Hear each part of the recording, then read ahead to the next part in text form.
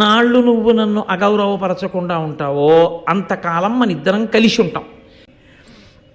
సరే, ఒకనాడు ఆయన కృష్ణాజినాన్ని ఆసనంగా వేసుకుని పడుకుని భార్య తొడ మీద తలపెట్టుకుని నిద్రపోతున్నాడు జరత్కారుడు.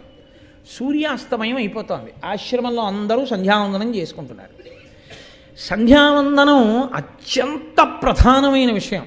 మిత్రుడు ఈశ్వరుడు పడుకున్నాడని తెలిసిన కాబట్టి కారణం చెప్పాలి. సంధ్యావందనానికి లేపాలి ఇప్పుడు నేను ఇన్ని.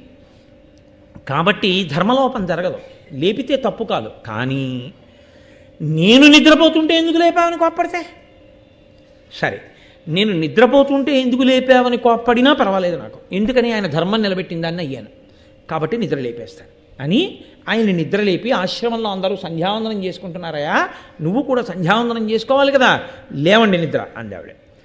అంటే ఆయన వెంటనే దిగ్గున నిద్రలేచారు.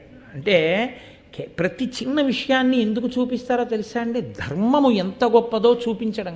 ఇప్పుడు ఆయన లేచన్నాడు, దేనికి లేపావు? నిద్రపోతున్నవాణ్ణి. నిద్రపోతున్నవాణ్ణి లేపడం తప్పని నీకు తెలియదా?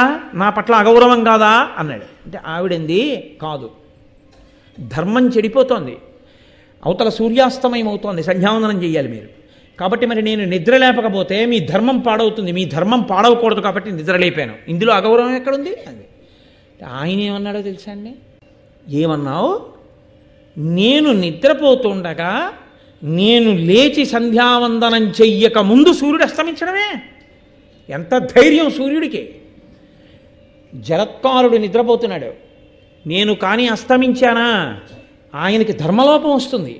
కాబట్టి జరత్కారుడు నిద్రలేచే వరకు నేను అస్తమించని సూర్యుడు ఉండిపోతాడంతే. నా తపో ప్రభావం అటువంటిది, నా శక్తి అటువంటిది. నేను నిద్రలేచే వరకు సూర్యుడు అస్తమించడు.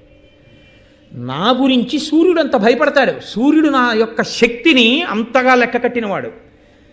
అటువంటి సూర్యుడు లెక్క కట్టి అస్తమించలేదు, నువ్వు మాత్రం సూర్యుడు అస్తమిస్తాడు, నువ్వు నిద్రలేయని నన్ను లేపావు.